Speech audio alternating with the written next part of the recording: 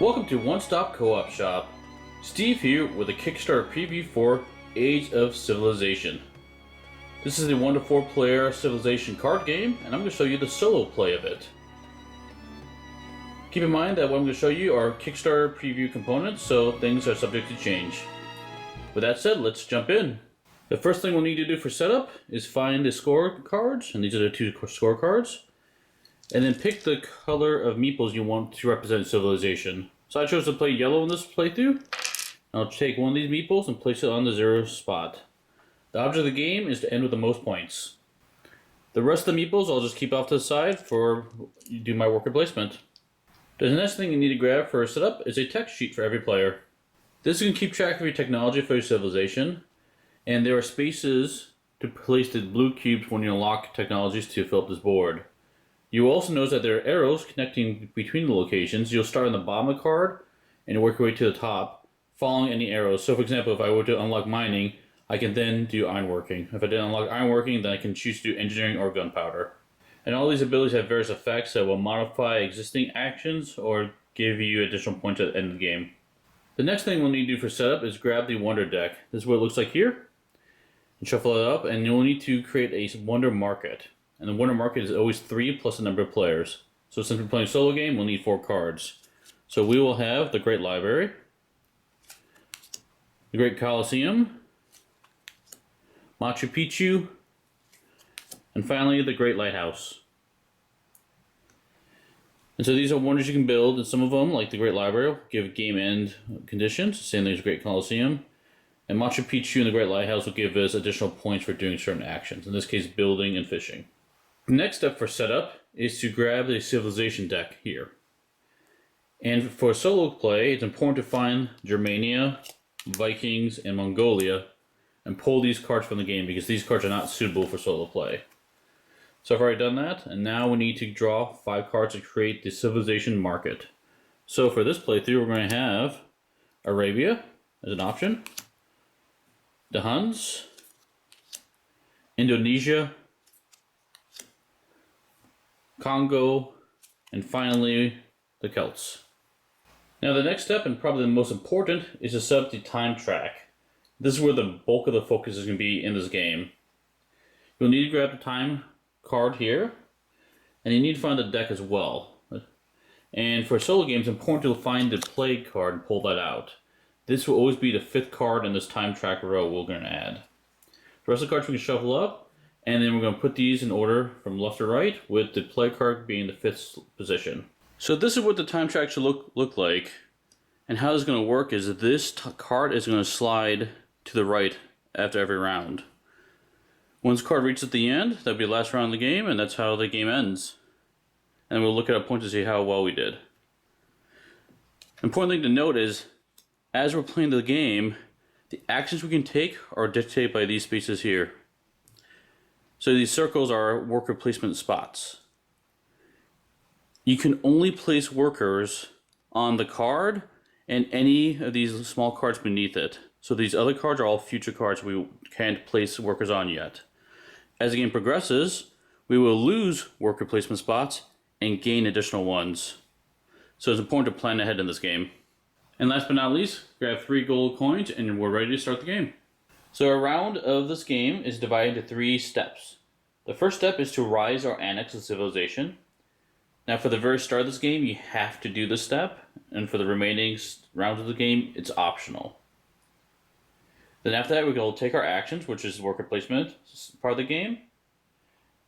And finally, we'll resolve our workers, which will be gaining the results of where we place our workers. So the first step is to rise a civilization, and this is what we have to do the first round. So we're looking at these 5 civilizations. And so we can choose to start with any of these guys. Now it's important to look at a couple of things. Inside this brown square is your civilization's ability when they're active. Below that, in the silver rectangle, is your legacy ability. This ability will always be available to you.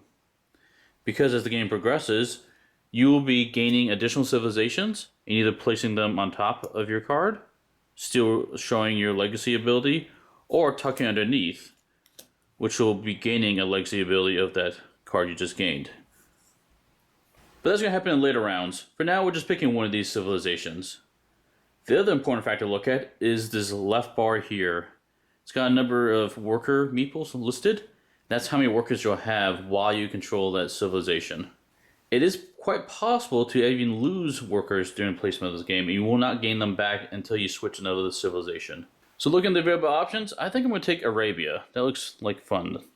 In a normal competitive game, after you pick a civilization, you will be placing money on all the remaining civilizations. This will make them a little more enticing because when you pick them, you'll be getting any money on top of them, and then you reveal a new card. But this works a little bit differently in the solo game, so we won't be putting money on them quite yet. Or flipping a card quite yet. So let's take a closer look at what this card does. On the left side, it shows 3 workers, so we're going to gain 3 workers for placement with this civilization. At every turn end, we're going to gain 1 gold per blue diamond. That blue diamond means technology. So obviously we want to try to get some more technologies to get some free money.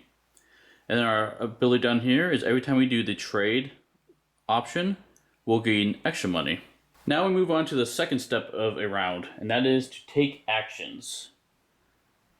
So now you'll be taking turns with your opponents, but obviously it's a solo game, so it's just me playing. And we're taking turns placing our workers onto available spots, action spots. So anything with a circle is an action spot you can go to.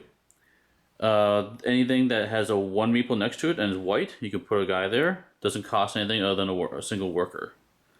Some other spaces, like this build, which is not available now, I'm just showing you for the future, it will be, requires 2 meeples to go there, to take that spot. And there's $2 there, so you need to also spend $2 to go there. Other spots like research, 2 people can go there. So it won't be blocked by the first person going there. And anything with a red circle, if you put a worker there, that worker will not come back to you at the end of the round. They would become sacrificed. So like I said, this build, I'll just slide off to the side because that's not available right now. We only have these 6 options. And because I'm playing Arabia, I definitely want to go trade. So I'm going to put a guy here for sure because I get a bonus to my trade. I get 1 extra gold for going there. So this gives me 2 gold. I'll get 1 more out of that, which is going to be great. So I've got 2 more options. I think I'm going to go hunting for one of my other actions. And I really would love to go research, but I just don't have the money yet to do that. I only started with 3 gold. I didn't gain any extra bonuses. So I think with my last worker, I will also hunt again. So I'm just trading and hunting this round. And finally, the last step of the round is to resolve your workers. So I'm going to take these 2 guys off the hunt space. It says here for hunting, I'll get 1 gold for each of them. And if you have no tech, you gain 1 point. So I will go ahead and gain 2 gold for each of those guys. And because I have no tech, I also gain 2 points. 1, 2 points. Now I'll take the trade action, so I'll return him. And normally you get 2 gold, and other players would get 1. In the solo game, obviously other players, doesn't matter. But I'll gain 2 gold, but because I chose Arabia, my trade gives me 1 additional gold. So I'll go ahead and gain 3 gold for doing the trade action. So I gained a lot of money after doing that, which is good because hopefully I can then start using that to research next round. And now we move on to round end. So on the round end, we will slide our time tracker 1 space to the right. And now trade will no longer be available for the rest of the game. And now build is now available for this game. In addition to that, whenever you slide this time card to the right, you look at the top left corner. In this case, this card doesn't have an icon. But if it did have an icon like Conquest here, had an icon, that would indicate a battle happens. And so then you would count up all your red shields you have and compare that to everyone else. And whoever has the least amount would lose a worker. In a solo game, you are playing against an AI opponent. So the first round, you have 0 military strength to go against. In the second round, you'll have 1. Third round, you have 2, so on and so forth, all the way up to 6th round, which you have 5 military strength to go against. Fortunately, we don't have to worry about battle yet until our later rounds. And last but not least, you might be worrying about the plague card. The plague card has a no meeple symbol in the top left corner. You probably can guess it, but that means everyone loses a worker. In addition to that, the play card doesn't do anything, doesn't provide any additional actions. So that's going to be coming up in our next round. And now for the solo game, now is when we actually put coins on each of these civilizations. So this is only for a solo game, but we'll put 1 coin in each of these civilizations, and then we always add 1 additional one. So there's a chance you might actually increase the number of civilizations if you don't wind up taking them each round, which you won't in this game, because you have a limit of picking 3 civilizations for the entire game. But anyway, we'll put 1 on each of those and we'll flip over Persia. Persia gives us a nice military boost, and then when a war happens, you get 1 gold for every 3 military strength you have. That's cool. Okay, let's start the next round. So our first step is to look at the civilizations available to us. We can choose to take any of these if we wanted. If we take it, we can either replace it on top of Arabia or put it underneath it to append to our abilities. And because I still have my 3 workers, I don't think I'm going to pick any of these quite yet. So I'll skip the first step and we'll move on to the second step, which can be our worker placement. So these are the options available to us. I definitely want to start researching. So let's go ahead and do that. I'm going to spend 1 guy and 4 of the money I have from last round to place them on that location. And because I have the money, I'm definitely going to research again. So let's go ahead and put another guy there. And that's also going to cost me another $4. Now, unfortunately, that's all my money. I'm going to be struggling a little bit with that. But I think let's go ahead and do a hunt for our last option before that disappears. And now we can do a third step, and that's going to be resolving our actions. Let's resolve hunt first. Let's take this guy back. I get 1 gold for doing that, and because I have no tech, I get 1 point. So I'm going to get 1 gold and 1 point here. And now let's do our research. We'll remove these 2 workers from the board. We'll gain 2 points for each of those, and we'll gain 2 tech. Let's gain 2 points, 1, 2, or up to 5 points. That's good. And now we can look at the tech that's available to us. I think we're going to put 1 cube on writing down here. So every time we take the culture ability, we'll gain an additional point. And then I'm going to go ahead and take the education right away as well. So now that I have education, at the end of every turn, I can do the culture action. And it says no meeples required. So normally you can't take this action until it's available to, but this means I can do this action at the end of every turn. Now, I don't need the meeple, but I still need to pay the $4. So at the end of the round, if I pay $4, I will gain 2 points plus 1 for riding, so I'll gain 3 points at the end of every round. So unfortunately, I can't do that yet because I don't have the money, but hopefully in the future I can afford it. And now let's move along the time track. So we'll go ahead and slide this to the right, and now we have the plague event. So unfortunately what that means is we lose 1 for workers. There's no way to get them back other than changing to a new civilization by rising or annexing one. So we may want to consider that now. In addition, for the solo game, we'll go ahead and add a coin to each of these civilizations, and then reveal an additional civilization. So we get Maya.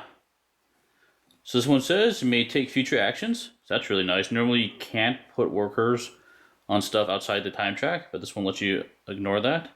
And when we take a farming action, you get 1 additional gold. In addition to the legacy ability, wonders cost 1 less money to build. And don't forget, at the end of the round, I also gain 2 money due to the Arabia ability since I have 2 tech. So let's go ahead and start a third round. So our first option is I can annex or rise a civilization.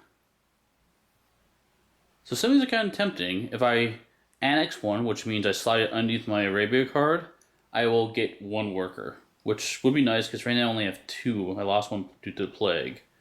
So while these civilizations are tempting, I know I'm going to lose another meeple because I'm not prepared for war at all. In fact, we have no combat ability. I know a war's coming at the end of this next round. So I might just save getting new civilization then when I'm going to get my workers back anyway. So let's not annex or raise a civilization this round, and we'll move on to step 2, which is going to be our worker placement. So unfortunately, with only 2 workers and 3 money, my options are kind of limited. I could send both my guys down here to build, get 2 points, or I can go up here to enslave one of them and get 2 money. And I really would like to research, but I just don't have the funds for it. So I think, because I really want to build a wonder, and it's going to cost me a worker and $7, I'm going to go ahead and slave one of my workers from there. And the other worker, I just won't use, unfortunately. And now we can take our actions. So this worker is removed from my civilization, but I do get 2 money. And now we can move on to the end of the round. So for the end of the round, we will slide this marker over. Our new card does have the combat icon on the top left corner, so we are going to have a war. Since we're in the third round, we know the military strength of the AI is 2. And so we definitely don't have more than 2 shields, so we're going to lose another worker. And that's our last worker, so we literally have no workers left. So this next round, we have to choose a new civilization or annex. But because we have 2 tech, and due to Arabia's special ability, we will gain 2 money. So that's great, we definitely needed that. And then we have the option of doing a culture ability. So to do the culture, it would cost us 4 money, and we could gain 3 points by doing so. It's really tempting, but I think I want the money to build a wonder instead. Okay, let's move on to the next round. And at the end of the round for a solo game, we'll be putting money on each of these civilizations to make them a little more appealing to pick. And yeah, there's definitely some options to get lots of money here, which is really nice. And then we'll add another civilization. So we're going to add China. And China says when you farm, you'll get 1 additional worker. So that's really awesome. You can actually gain workers that you've lost. Very cool. And now we have the option to rise our annex. As much as I like the Arabia ability giving me money for my tech, I think it's time we have to rise a civilization. And I've been eyeing Maya for some time now. So I'm definitely going to take this card. So I think the choice is kind of obvious for us. We definitely want to rise it. So we're putting Maya on top of Arabia. So we lose our ability to gain money for every tech we have, but we gain the ability to take future actions. In addition, when we do the farm action, we get 1 additional gold. Wonders cost less, which is exactly what I wanted. And we have the trade ability, which probably won't matter because we lost the ability to trade a long time ago. But the important thing is, we get our 3 workers back. Okay, with that, let's move on to the next step, which would be assigning our workers. So now we have the whole gambit of options available to us. Now I said I wanted to do the wonder, and I will do that, but I think it's going to be more advantageous to us to do research this round instead. So I'm going to put a worker here, and it's going to cost 4 gold. So I'm going to send pay 4 gold back to the supply. And I've got 2 workers left. Let's take advantage of that farm ability. So I'm going to send both my workers on a future space, and I can do this because of my special ability, to here to farm. Now it will give me 3 gold, but because of Maya's ability, it gives me 1 additional gold. So it'll give me that 4 gold I just spent back. Okay, let's go ahead and resolve these actions. So I'll take these guys back. And I go ahead and gain that 4 gold. And it's going to do research. I gain 1 point, and we'll choose a new tech. Let's gain that 1 point. So now we're up to 6. And this is why I chose to do research. I really want to do science. Let's gain science tech. So what science does is when I gain this, I gain 1 point for every future action. So what that means is we'll look at the time track real quick, and the number of cards left in the time track, the ones in the future, we'll gain 1 point for each of those. So because we have 2 cards left in the time track, we'll gain 2 points. And 2 points will put us up to 8 points. Excellent. Unlike the previous rounds, I didn't feel like it had the money, but now we definitely do. We can, at the end of every turn, we can take the culture action. It normally costs a meeple, but in our case, it just costs $4. I'll spend that $4 and we'll gain 2 points, plus 1 point because we know writing, which gives culture plus 1 point. So we'll gain 3 points. That's going to put us all the way up to 11 points. Let's go ahead and advance the time track. So now culture will be available to us, and we'll lose the ability to build. There are no events for culture, so we don't have to worry about that. And then let's go ahead and look at the civilizations and update that track. Okay, let's go ahead and add money to each of these civilizations. So quite a few out there, and go ahead and add 1 civilization to the track. Now we get Mali available. So now, whenever we do the trade action, we get 2 coins, and now the build action becomes available to you for future rounds. So this is pretty worthless because the trade action's long gone. Build. It's nice to be able to gain access to that again since we just lost it, but I haven't used it yet, so I'm not going to worry about this one. Okay, now to start the next round, we can annex or rise a civilization. I think I'm going to not do anything yet and just keep with what I have. So farm is awesome for me. I'm definitely going to take that action with 2 workers. And I would love to research again, but I kind of need to save my money for a wonder for the last round of the game. I'm going to enslave for some more money. Okay, now we can resolve our actions. I'll take these 2 guys off. I'll gain $4 for that. And my enslaved guy, I lose his worker, but I'll gain 2 additional bucks for that. So we gain $6 total. Okay, now end of the round. We'll move this over. There's no events, so I don't have to worry about that. So yeah, I am going to choose to opt to do my free culture ability. I will spend 4 money, and again gain that 3 points. Gaining 3 points will put us up to 14 points. Okay, let's update the civilization check one last time. So we'll go ahead and put money on each of these civilizations. Man, there's some pretty hefty ones out there, and we'll add 1 new one. That's going to be Babylon. You only get 2 workers. At every turn end, gain an available tech for free. That's awesome. And research costs you 1 less money. I wish I had that earlier. I would have totally taken that. Well, the lack of workers is unfortunate, but that's okay. And then I will definitely annex because I don't need to take future actions anymore. And I want the money to get some research. And I think for my last civilization, I want to take Congo. So I'm going to gain the 5 gold on top of it. And this I will want to rise as well. So by rising, I'm going to put this on top. So now we get 3 workers, and whenever any of our workers sacrifice, we get 2 money.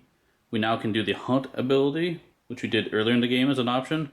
We still retain our wonder discount and our trade ability.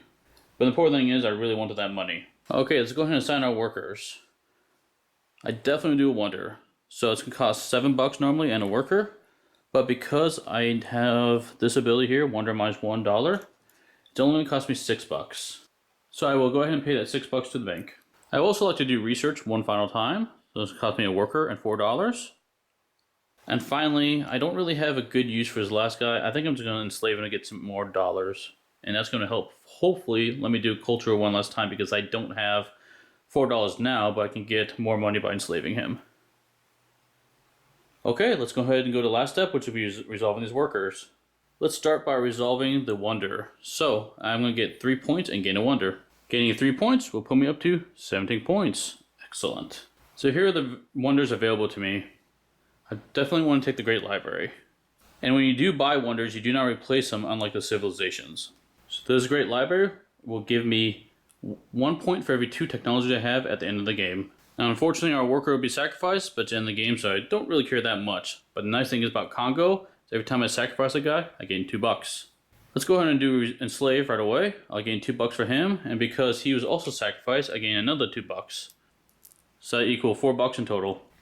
And last but not least, let's do research. I'll give me 1 point, and I'll go choose another technology.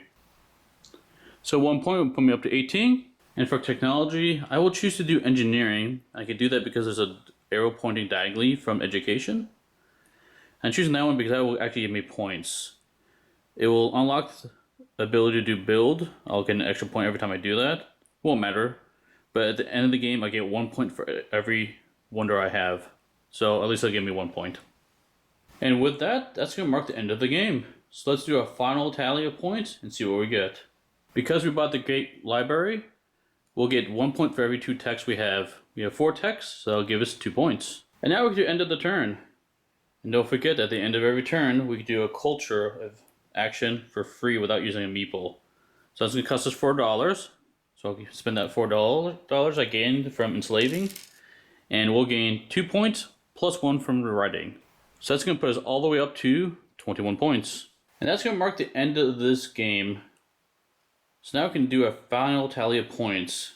And we only have 2 triggers that will give us more points. We'll gain points for engineering. At the end of the game, we'll gain 1 point for every wonder we have. We only have 1 wonder, so that would be 1 point. And the Great Library itself will give us 1 point for every 2 technologies we have. We have 4 technologies, so that gives 2 points. So that'd be 3 more points. So that's going to put our final score up to 24 points. And that's going to conclude the game of Age of Civilization. There are some achievements in the rulebook, which you can try go for.